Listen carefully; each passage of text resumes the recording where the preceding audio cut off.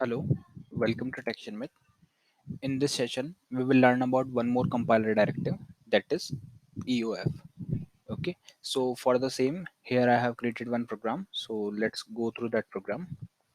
So first of all, we will see this program, like what all we have implemented here, and then we will make use of this compiler directive EOF. Okay, so here what we are doing here, just we are declaring one string variable that is of length 30, and in that we are populating some text, that is text1, and after that we are displaying it. And similarly on line number 16 we are populating another text, that is text2, and we are displaying it again. Okay, so I will compile it and show you the output. So the output should be text1 and text2. So we are getting the desired output because this is what we are trying to show on the screen. Now we will add the EOF compiler directive. So what it do, like it directly gives the instruction to the compiler to ignore the remaining lines of code that we have written just after the slash EOF compiler directive.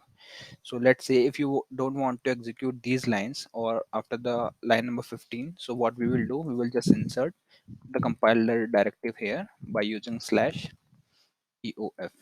So after this line number 16, it will not check any line for the compilation, or it will ignore the all the lines. So if I compile it again, so you can see that only it shows text1. Why?